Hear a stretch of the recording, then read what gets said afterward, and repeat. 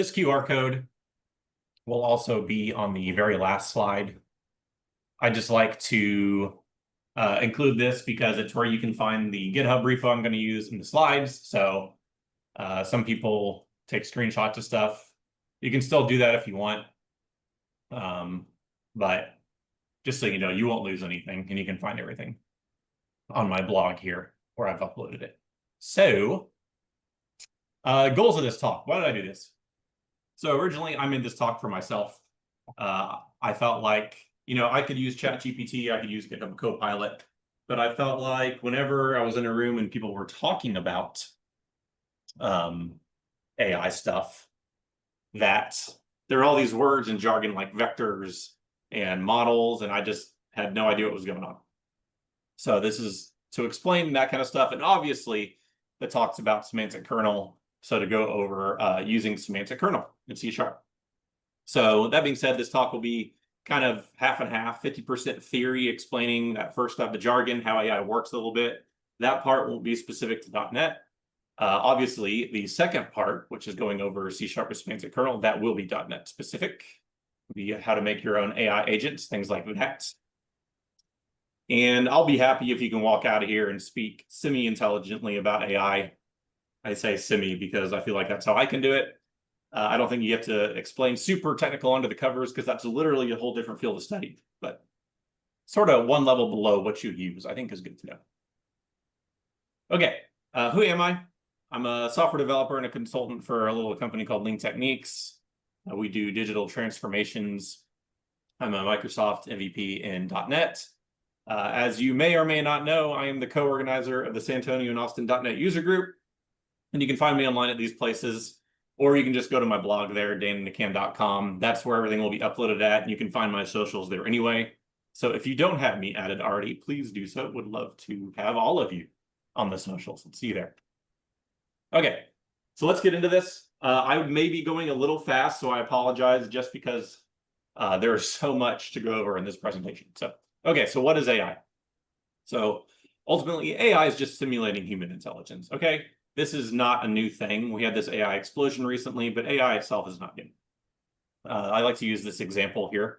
This is a screenshot of Unreal Engine, and I include game development because that's how I always thought of AI. Whenever I heard the term AI growing up, you think of the AI of the enemies, how they behave.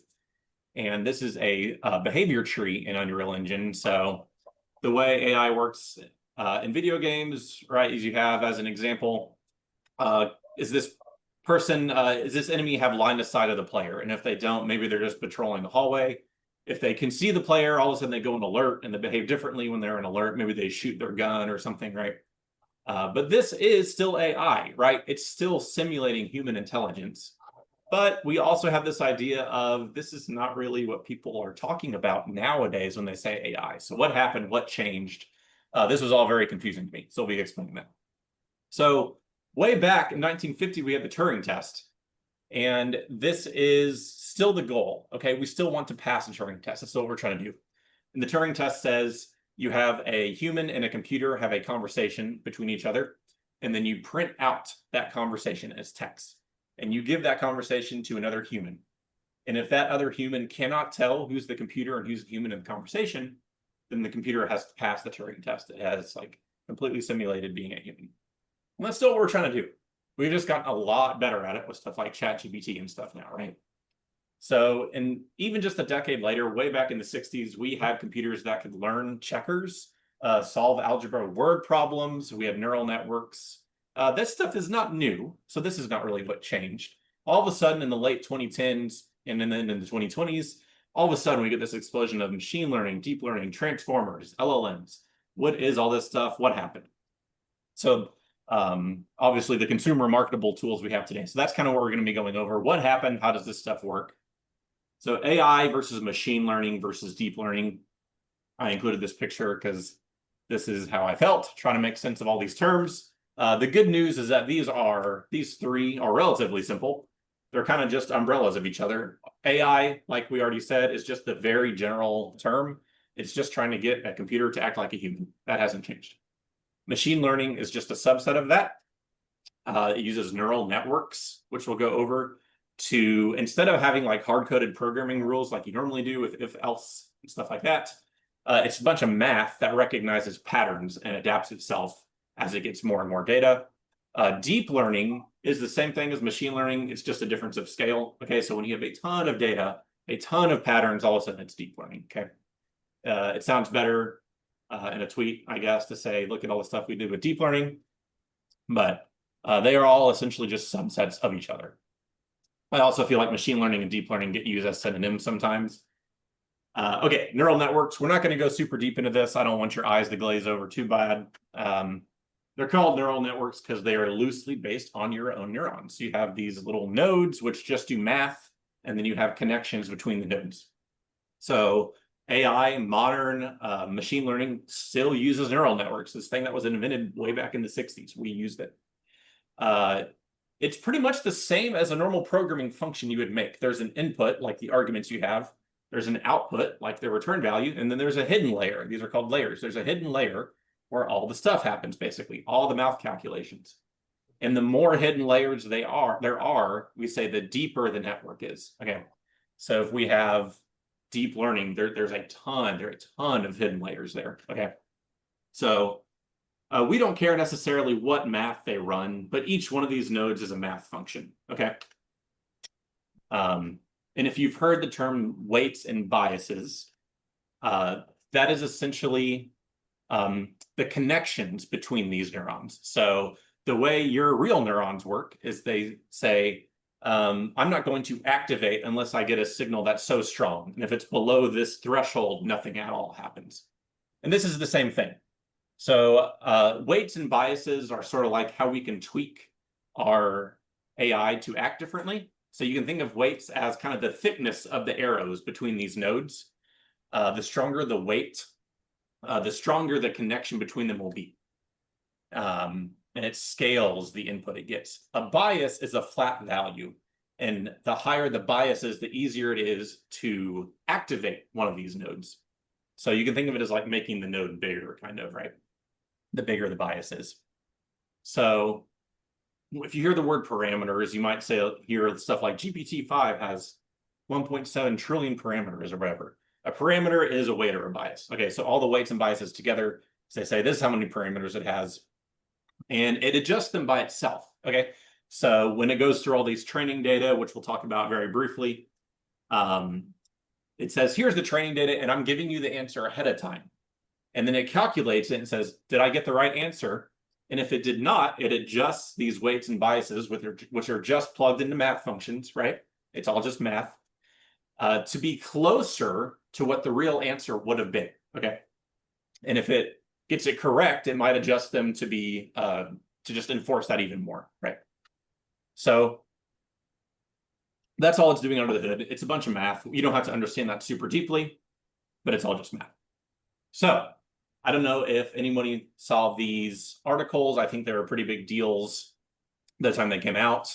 How do we get AI in these neural networks, not just to recognize patterns, but it's creating new information, right? So in 2023, Google DeepMind, there is an unsolved math problem, and it solved it. 2024, AI spotted cancer cells that doctors had missed, and the doctors went back and reviewed it and said, oh yeah, it's correct, those are cancer cells. So how did something we create, right? We told it how it works. How does it create information that we have not spotted yet? It's kind of this weird thing. And that is with something called generative AI. And this is another subset of AI because, and it's called generative because it uses deep learning to actually generate new content, right? So to do that, we have to have a huge amount of pre-trained knowledge. So it's not really a secret that to create stuff like ChatGPT and all these other current modern LLMs, these big tech companies just got all the data they could from all of human history. Didn't particularly matter the method at which they got those, right? But they just have who knows how many petabytes of data that went into training these. And that's how we get these current tools like ChatGPT and Copilot. And we'll dive a little deeper into this in a moment. But if you hear the term LLM, large language model, This is just a type of machine learning that uses neural networks and stuff, okay? It's just specifically designed to work with natural language stuff. So we talk to these in English, right? And they answer in English. They might be working with different types of problems like coding, or you're asking it how to cook something, but it's taking in natural language and responding in that. That's all a large language model is specifically, okay? So GPT you've probably heard of because of ChatGPT. This means generative pre-trained transformer. Generative because, like I said, it generates new stuff based on what it's been trained on. Pre-trained, it just means it has gone through this pre-training phase, which we'll talk about. Transformer, we're not really going to talk about. It is a specific implementation of a neural network. That's why it's called that. It's just another kind of LLM. All it does is it takes a bunch of tokens and produces exactly one token as output. So what we care about for this is two things. One, how does it understand what we ask it? Right? It's just math under the hood, but it's taking in English and responding in English. So how does it do that? And how does it refer back to its own knowledge to give us correct stuff, right? Give us correct information. So to answer that, we have to talk about tokens.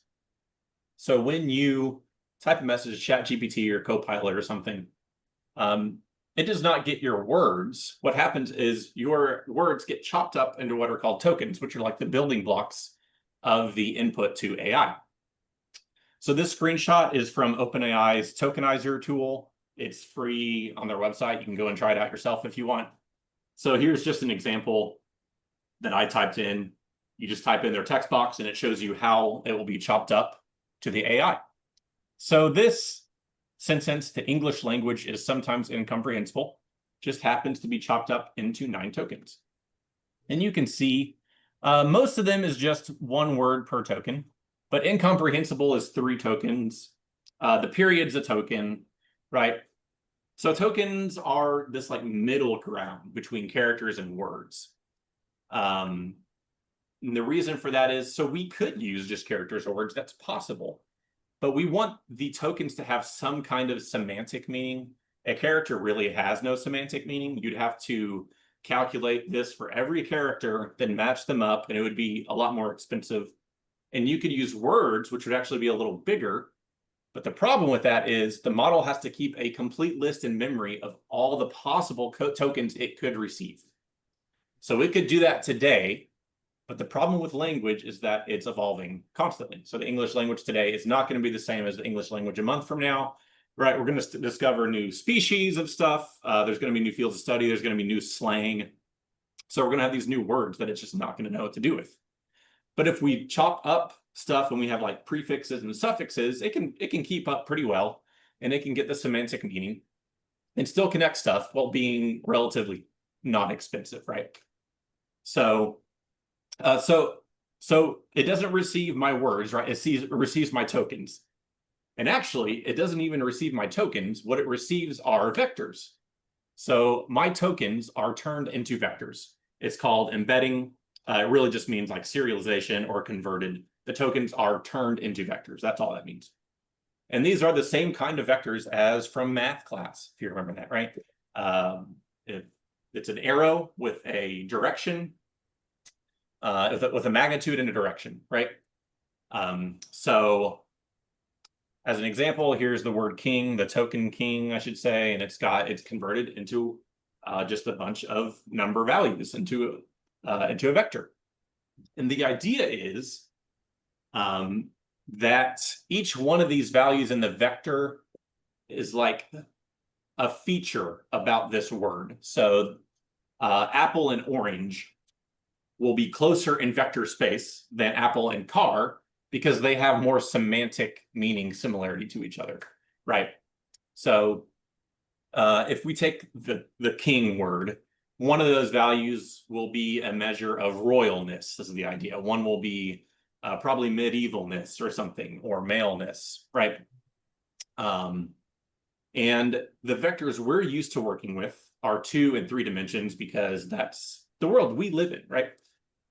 So it's the exact same mathematical idea, but the vectors that AI works with are tens of thousands of dimensions. So GPT-3 had 12,000 some odd dimensions. That's the only public information I could find. I couldn't find anything for 4 or 5 now. So I imagine those are just tons more, right? The idea is these are huge vectors. It's a lot of data. Okay.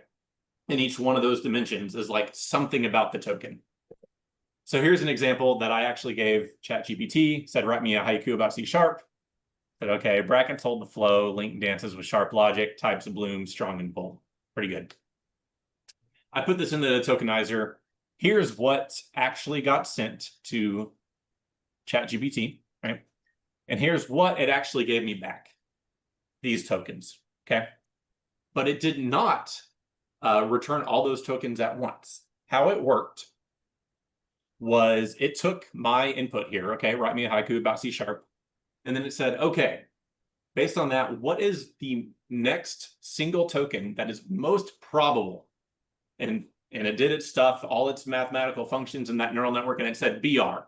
BR is the next most likely token.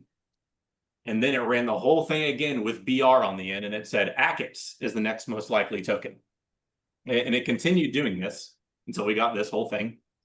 And the way it decides which is the next most likely token is for each one, it's actually got a table with probabilities of which one should be next. So in this fictional case, flow is 80% most likely. So of course it's going to choose that. But sometimes there will be several that are close to each other, and it doesn't always choose the top one.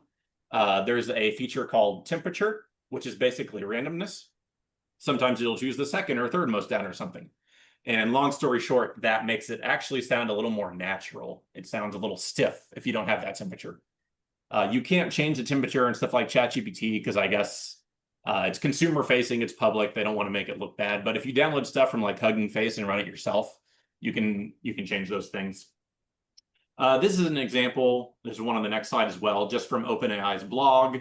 A nice little visualization of 2D vectors showing how semantically similar things will be close, right? Here's some stuff about animals with specific animals closer to each other. And then way down here, there's something about football, which is just completely different, right? So it's not close at all. And then same thing in 3D space. So you have groups of stuff. Here's athletes, here's movies. Something I think is kind of interesting is village, the group for village and the group for transportation is pretty close to each other, right? For obvious reasons, you village and travel. So just imagine this, but on a scale of like tens of thousands of features, right? So that's how it connects all these and all this information and all this data to each other.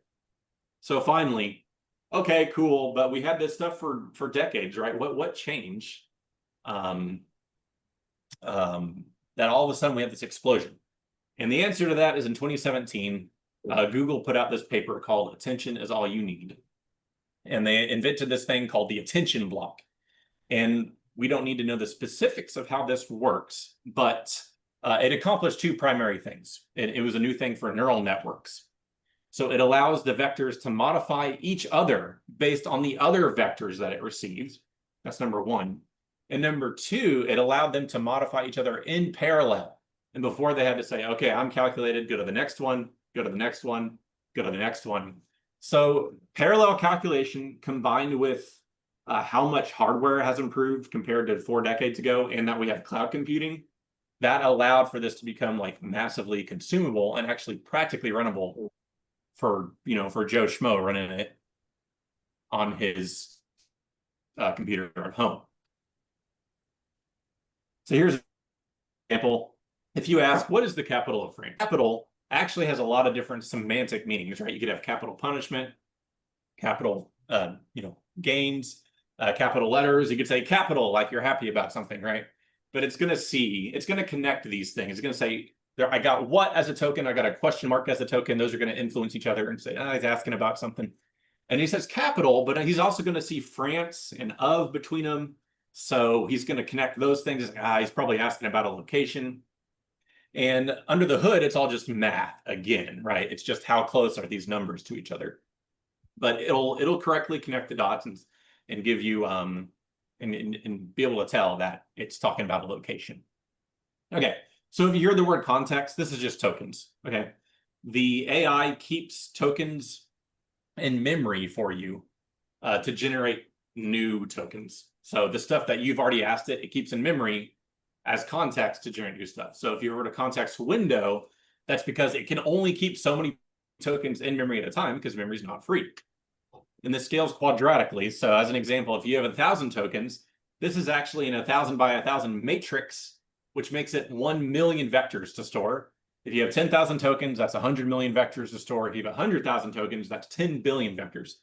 So as an example, I believe Claude 4 has like 4,000 or 5,000 tokens of context window to give you an idea of where things are currently at. Training, mentioned this is pretty important. So there's two phases in training. One, there's pre-training, which is where you give it these massive data sets of just everything you can find. It gets embedded into vectors. And actually, it does not matter what the weights and biases start at for their values. They're actually random because you're just inundating it with so much data. And every time it's going to say, oh, I got that answer right or wrong, I'm going to adjust myself. That if you give it enough data, it'll get to a pretty good spot. And then you have post-training and fine-tuning, which is still a lot of data, but not nearly as much. You might have like 100,000 questions and answers manually developed by humans. Okay. And you give this to the AI, and it's the same thing. It says, hey, here's my answer. And then it'll check itself. Did I get the answer right or not? Okay. And so from that first part, you get what's called a base model. And this has the information there, but it's not super usable yet. Well, by the time it's done with the second part, you get an assistant model. And this is also where it gets like its tone from, like how it talks to you, at least part of it. So like the humans who write these question and answers will have their own tone when they write the questions and answers. And that's part of where it takes its own, the AI's tone from.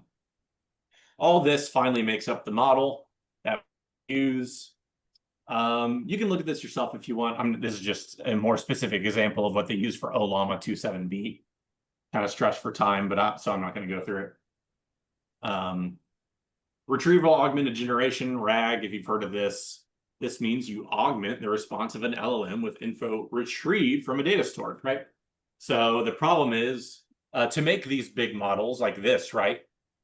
This is not quick. It takes probably at least a week to do this, and it's expensive. So it doesn't happen super often. Practically, I'm guessing it happens every month or every quarter or something. So there's a lot of information that it misses in between, right? And you might have your own private information that your company that it's not going to have. So this helps with that. You can connect it to your own stuff, to current stuff, and it gets context from that information. So the two parts to RAG are retrieval, where you prompted something, and then it goes and retrieves from that external store that you have. And then the generation part, where it augments its context. So that retrieved info gets turned into vectors, right? And it augments your prompt. And then it produces some kind of enriched response using that information. So like I said, you get improved accuracy and reduced hallucinations, you get up-to-date info, all that good stuff. Agents, if you've heard of agentic stuff, agentic is just like the adjective for agents. Really, this is pretty simple. There's three parts to this. One is the LLM. If you know, like in Scooby-Doo, when they take the mask off the villain, you see who it really is. If you take the mask off an agent, it's really just a model under the covers still. One is the LLM, the model that's being used. Two is the state, which is the context. And three, the tools, which is really the different thing about agent. So an agent has tools that it can call, like I can reach out to an API or I can hit your database, right? So this is bridging your model and external systems. So the special thing with agents is that when you ask a model something, it takes all the data it was trained on and spits you out an answer. So an agent not only does that, but because it has access to tools, it can make decisions on your behalf. So it's like, oh, I need to go ask this API this question, or I need to call this API that might be a post and be making changes, right? If you asked it to do that. So we'll go over how it does that. And we'll even do that ourselves in Semantic Kernel pretty soon. But you end up with something that's not just generating new content anymore. It might be changing stuff for you, right? It's doing actions for you on your behalf now, right? So here's a fancy little diagram of Microsoft Docs. So you, the user, ask it a question. Maybe it hits something in Azure, modifies your prompt, and you have a cache. Finally, it hits your LLM with this enriched question, and then maybe it'll hit something else for an enriched response. But it does all this by itself without your intervention. And it can just kind of gauge if it needs to do that based on your question. Model Context Protocol, MCP. This is probably the newest kid on the block with AI stuff, I believe. We will be doing some of this ourselves in the Semantic Kernel demo. So this is a protocol for giving models more context. Sounds obvious, right? But the important part here is that what MCP offers us was possible before this. It just provides a protocol for doing it, okay? So the purpose for MCP and RAG do overlap. So the problem we have is that our models are generalized usage, right? And they're not connected to the tools that we want them to use internally, maybe up-to-date stuff. So the solution for that is to connect our AI to tools, right? So before MCP, we could do that. There was just no standard way to do it. So you had one company doing it one way, another company doing it another way. And it was just harder for developers because you had to implement everything yourself. So MCP just provides a standard protocol for connecting the tools, okay? So just remember from this slide, you could connect tools to AI before MCP. But practically, you're always going to be using MCP because now it's kind of the standardized way to do that, okay? So finally, let's get into Semantic Kernel. Semantic Kernel is the Microsoft SDK for building your own AI agents, using AI models for your own apps, that kind of stuff. It's open source, and actually it's not just in C#, it's also in Java and Python. So the idea is it's kind of this bridge between just normal AI usage and your own deterministic code. So you can do really whatever you want. I kind of show you in our little coding demo here. What is Semantic Kernel? Really, it's pretty simple. I think the docs complicate it a little bit. The kernel is really actually basically just a dependency injection container. It gives you a central location to configure and monitor stuff with your AI agents. You can say like, hey, add this AI model. And you can even say stuff like, hey, add this logger. Like it really is just a DI container.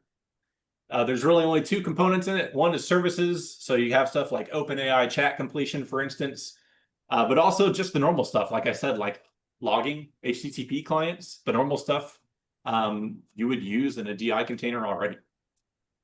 And another one is plugins. So these are basically tools. So this is stuff that your AI model can call to do work for you and be an agent, right? So call a database, call an API. We will do this in the demo as well. Yeah, I'm not going to go over this. This is the diagram they provide for Semantic Kernel. If that interests you, you can go look at that afterwards on the slides. But I think we'll get a pretty good idea from the coding demo. So why use Semantic Kernel? Well, similar to MCP and what it did for tools, similar to REST and what it did for APIs and stuff, right? Normally, you have to learn kind of like the different quirks of each API and service you're using with AI stuff. Semantic Kernel just abstracts that away from you, and it makes it so they all use the same top-level API, right? The caveat to that is that whatever AI model you're using, it has to support function calling. I don't know if there are any major ones that don't do that anymore. I think that came out probably 2 or 3 years ago now. So, and it bridges your code and the LLM. So let's get into the coding demo now. The cool stuff. Go. Okay.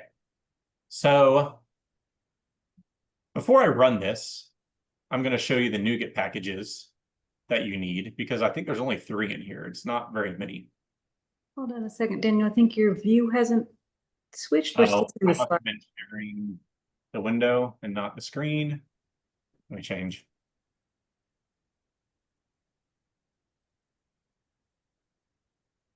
It means I get to figure out how to share again. Oh boy. They're so related. There we go. Okay, can we see Rider now? Now we got your code. Yeah. Okay. So I'm going to open up the CS proj here. So the dependency injection, hosting, and logging, that's because of some other stuff I'm doing in here. But really, we just need Microsoft Semantic Kernel, the OpenAI plugin, since I'm using an OpenAI model, and then a prompt templates library I'm using. That's really it. We could probably get by with just these two. Okay, well, let's just take a look at this. I'm just going to debug this guy so we can step through it and see how this works. So to create a kernel, a semantic kernel, it's a builder pattern, kind of the same as you would do for a host builder, right, in a normal console app. So we say kernel create builder, and then we can add stuff to it. So in this case, I've already gone to Azure AI Foundry and created a GPT-4o mini for me to hit because it's free. So I gave it the name and the endpoint and my API key. And we just say add Azure OpenAI chat completion. And this will give me a chat completion. You can see down here an chat completion service I will be able to use. And then I just say services add logging. I'm going to add console logging and set it to info. And that's it. I just say kernel builder.build and I get my kernel. So I can get stuff out of it. So I can say kernel get required service. There's my chat completion service. So I'm going to be using that for some things. That's really it. Now I can hit stuff on my model. So I'm going to say kernel invoke this prompt, which is give me a list of weekly household tasks. So let's run that. It's going to take a few seconds, probably because this is a free, like not the most powerful model ever. But wow, it really wants to give me documentation. Let's look at what it gave us here. This is a response from the LLM, right, that we got from Semantic Kernel. It looks like a pretty good list. It's probably too much for what I'm going to do. I'm not going to do 20 items. But, you know, desk services, vacuum floors, pretty cool. It can do something called prompt templates. Pretty self-explanatory, I think, by looking at it. So what are some fun things to do? I'm visiting city, which is in this little brackets notation. And I say kernel create function from prompt, which takes in that string. And I can give it new kernel arguments. Now, this does have to match up with the thing in the brackets $sign, right? But you just fill it in with whatever parameters you want, right? In this case, I'm going to say San Antonio and then invoke it. And then to invoke it, you now have a reference to this function object, right? So you can either call invoke on that directly, or you can call invoke on the kernel. It does the exact same thing. So I'm going to call it on the function object just because. And then let's see what result we get from this guy. So obviously it's going to give us the Alamo and the Riverwalk, right? Got the missions and like someone who lives in San Antonio. This is a pretty good looking list. So that's cool. I'm not going to run this one just because it'll be the same prompt. There are a few different kinds of prompt templates you can give Semantic Kernel. There's this thing that already existed called handlebars prompt templates. And you could save these as their own separate files. So here's this, here's an example of this XML looking stuff. So you say, we're kind of giving instructions to the LLM here.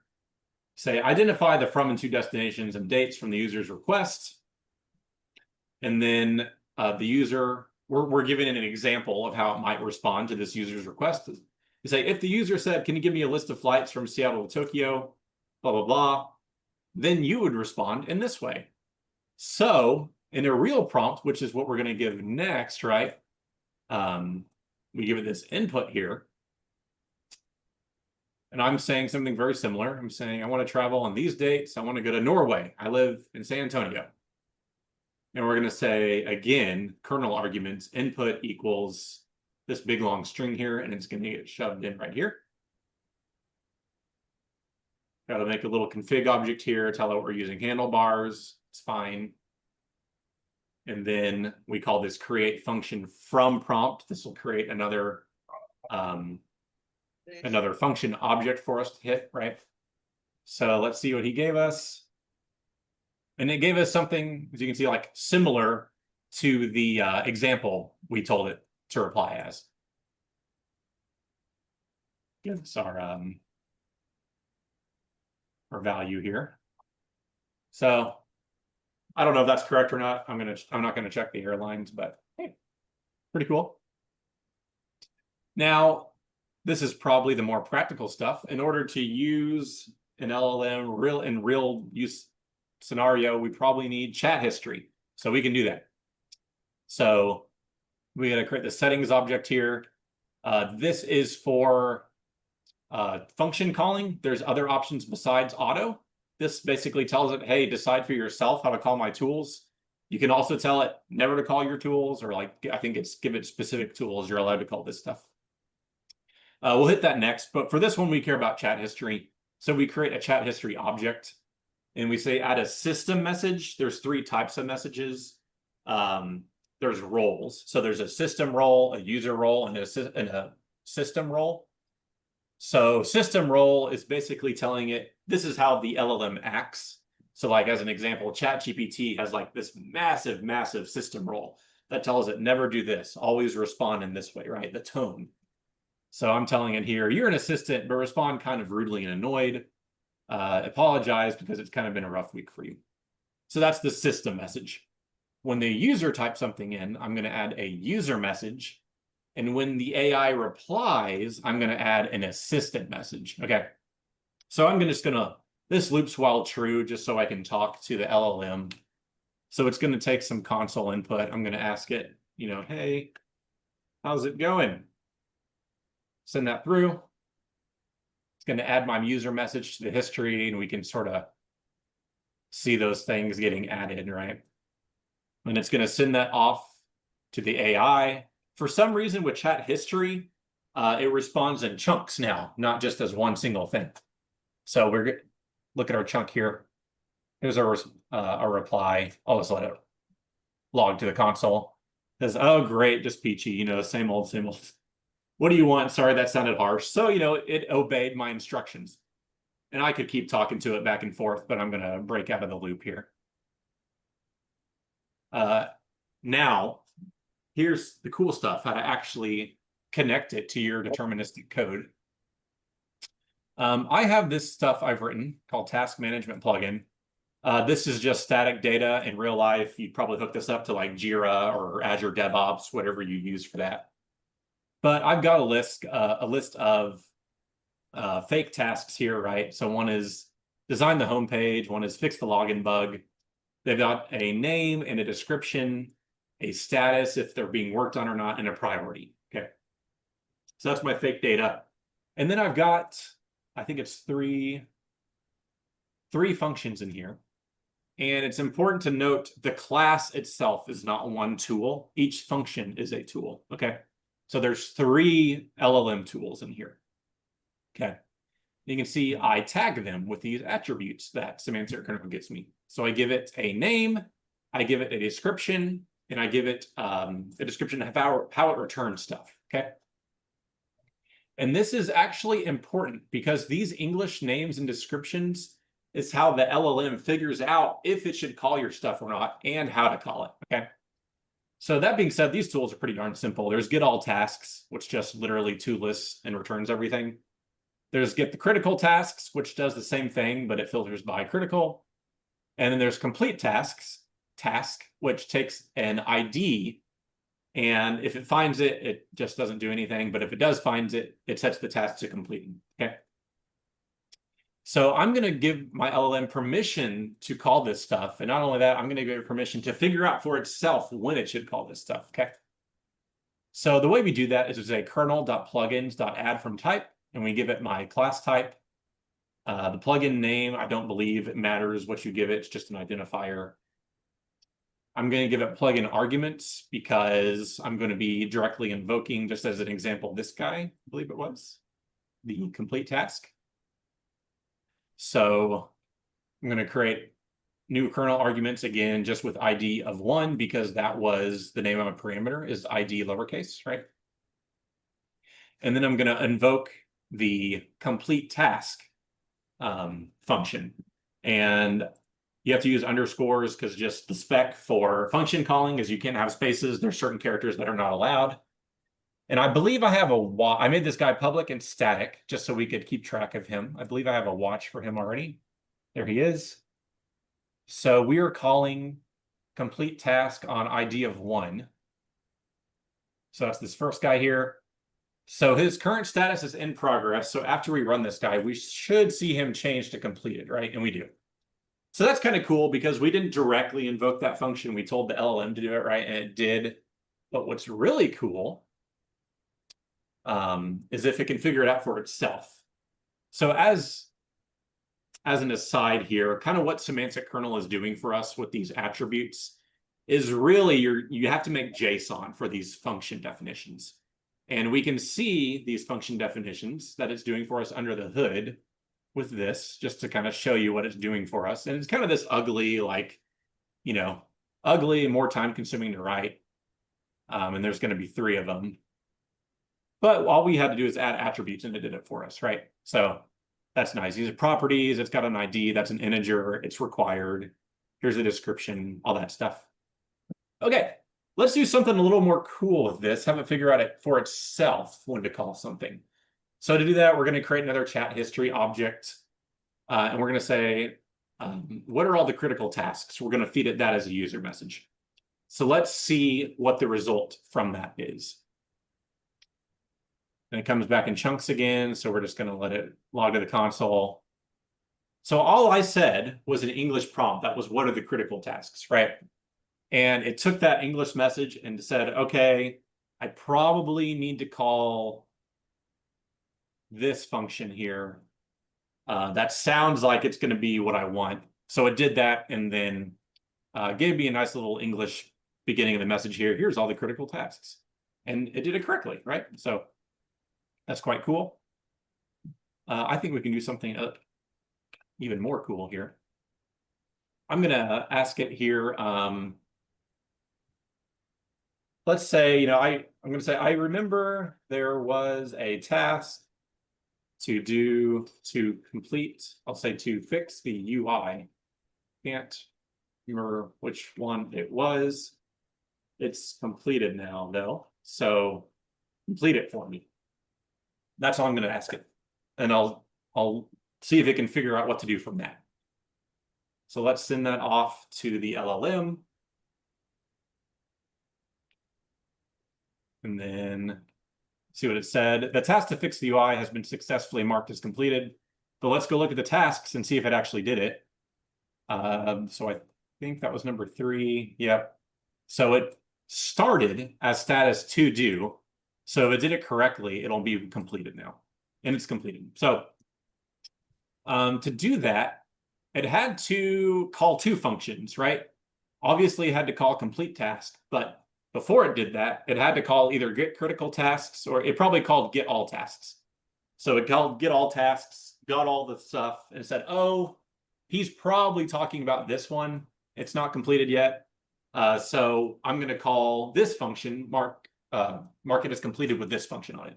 So it figured all that out for itself just based on my English prompt and the English descriptions of the tools. Okay. So I think that's pretty cool. The other thing I want to show you is just a little brief MCP demo with Semantic Kernel. So remember, MCP is just a protocol we can use for connecting tools to our LLMs. And the way these work is you have an MCP client and an MCP server. And by server, it can be a little bit confusing because it doesn't mean web server. It just means a local thing running on your computer that does a specific task. Okay. So the client and the server actually both communicate just over standard I/O. But the way this is going to work is we're going to get a list of tools, again, in Semantic to use. And what I decided to use for my MCP server was a free Simpsons API because why not? So I've got sampleapis.com/Simpsons for my base address. We'll go over this program CS class in a second.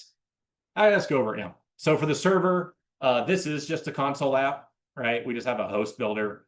I add console logging to it, but I say builder services.add MCP server. with standard IO server transport with tools, Simpson's API tools. Okay, so that comes from here. And again, he's just a C# class, but I give him some attributes that it provides for us. So I say MCP server tool type, and then for each function, it's its own tool again. So I say MCP server tool, I give it a description. I think there's 6 in here. There's characters, episodes, and products.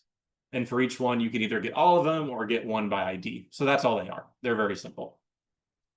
And each one just uses HTTP to hit an endpoint on that free Simpsons API. That's all we're doing. So we hook that up just like we would in any other C# app here. We add a singleton for HTTP client, give it the base address, and then we run our MCP server. That's it. So the way we're going to run it is from our client, though. So in a real MCP server, it may not be running locally. You may be hitting an HTTP endpoint or something, right? Here, they're literally in the same solution. So I'm just getting the path to the C# project and then running it. So I get the project path. And then the way we run it is we create a standard IO client transport. In this case, you can give it whatever commands you want. In this case, we're just doing a .NET run because it's another .NET project, right? And we give it the path to the server project. And then we create our MCP client by saying this MCP client factory thing .create async. And let's go ahead and run him. Go ahead and debug him. So by running from the client, we're starting up our server project, right? Because I've connected them by getting the path. And then calling a .NET run on it here. So, okay, so we've created our MCP client, right? Which is running from our server project. And I'm saying, hey, I think there's some Simpsons tools in there. Can you just list the tools you have? And we'll see them. So, yeah, there's 6 in here. And lo and behold, it's the same data that we tagged with our attributes in our other class, right? So I'm not going to log all those because we just looked at them.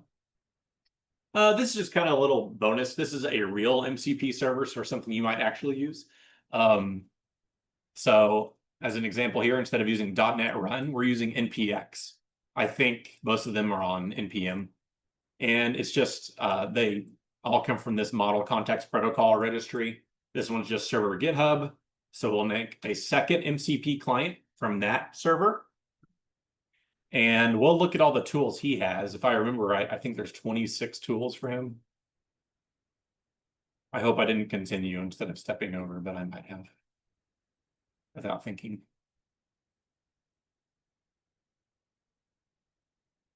I think I might have. Let me stop him and run him again. Or there could be something weird going on with their package. I don't know. Okay. So let's see all the tools that GitHub has on its MCP server. Yeah, it's got 26. So you can create or update files, search repositories, create repositories. There's a lot. And you could pick and choose from here, right? You don't have to give it access to all the tools. Like you can say, I want you to be able to list issues and create pull requests, but nothing else or something. So that's cool. We're not going to use those. I just wanted to show you a more probably realistic use case. But let's call our Simpson stuff here. So I'm going to do something similar as in the other Semantic Kernel demo. We're going to look for one explicitly called, there it goes, get Simpsons character. We're going to search for one by that name. And it did find it. And we're just going to invoke him directly. And see what his result was. Oops. So with the ID name of 5, it's a character named Students for some reason they have, but it did come back with the result. But again, it's not super interesting until we give it like some kind of English prompt, right? So let's make another kernel. I have this build kernel function. He's not doing anything particularly interesting. It's mostly what we just saw. We create builder, add our OpenAI chat completion, add logging. We do say plugins add from functions, and then go over here. convert them. It provides this function for you called as kernel function. Basically just call this, and you'll get your 6 tools as things that are callable from within your kernel. So we build our kernel, give it permissions again to call this stuff whenever it thinks is correct. And let me ask something a little more interesting here. Say, like, I did watch a lot of Simpsons back in the day, so I'm going to say, like, hey, I remember there was episode where Homer worked for a supervillain. What was it? And that's all the information I can remember, but let's see what it comes back with, right?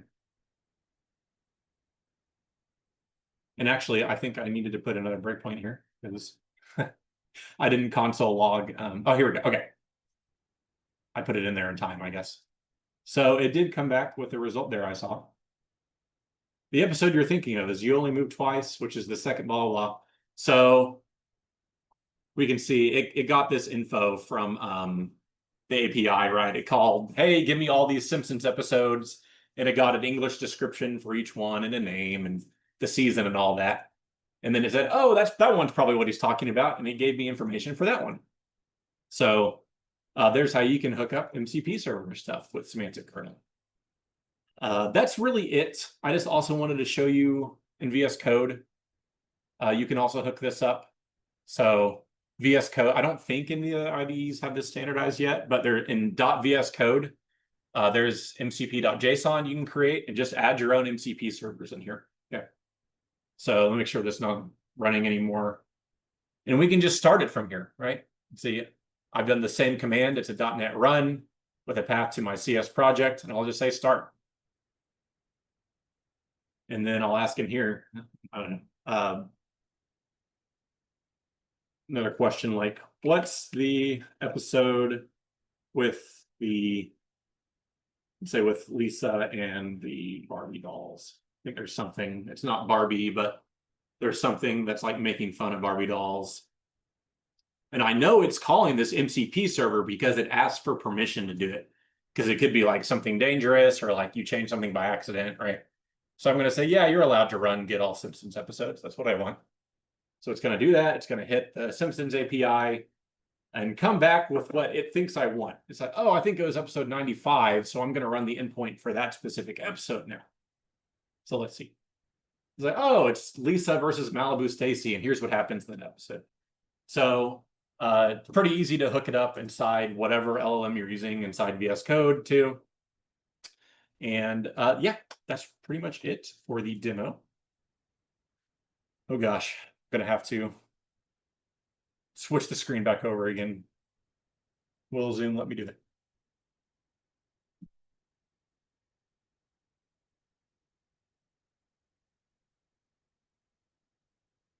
Here we go. Okay. I'm so close to the end, I'm not going to bother actually starting the presentation again, but as an example, this is from OpenAI's blog. Here's what the actual JSON for one of these tools looks like. So this is like everything those attributes are doing for you under the hood that you don't have to right now. As a last thing, Microsoft also has the 6 things for responsible AI use: fairness, reliability and privacy and safety, privacy and security, inclusiveness, transparency, and accountability, or FRPDA. Can also remember this because they missed the opportunity for this to be FartPy instead. So that's how I remember it. But they say this is how we develop AI stuff. This is what everyone should keep in mind when they're developing AI stuff. And if you want your own resources to dig deeper into any of this, this is how I learned a bunch of this stuff. 3 Blue 1 Brown has a very awesome with visuals and everything playlist about how neural networks work. Andre Karpathy is the previous director of AI at Tesla and co-founder of OpenAI. And he's just got like hour-long videos that are free on his channel of like, let's make an LLM ourselves. Let's just see how they work in general. And he's an awesome presenter. And then some Microsoft resources. So that's it. Here's the QR code again for the slides and the repo. And like I said, this presentation I knew would be pretty stretched for time, and it is indeed 12:57, but I can take a few questions. If we have any. Yeah, we have a couple on the chat. You do, okay. For the Q&A site, what is the difference between Semantic Kernel and the Microsoft Extensions AI library? I actually don't know what the Extensions AI library is, so that's a good question. Can look that up real quick.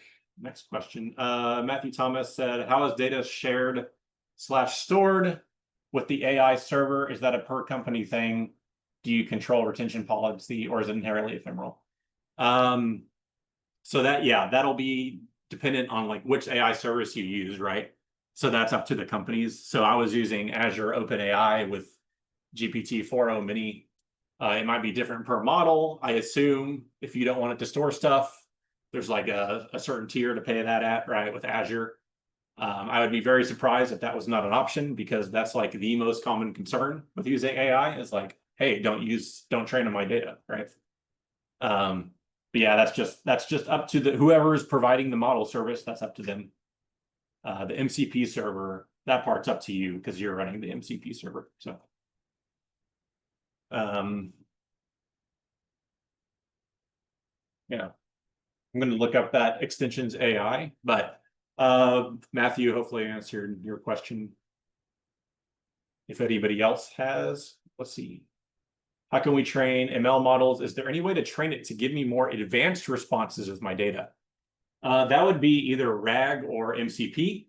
How to train it yourself, I have not done that. I'm sure that's like a whole other process, which would be interesting, but I have no experience with that.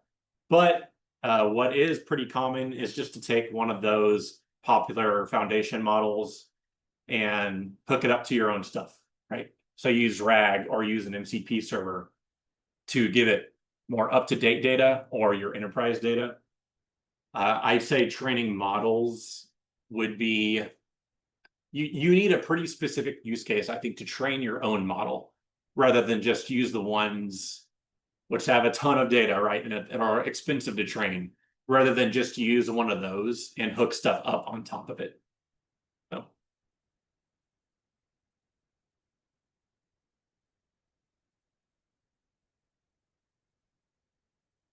Yeah.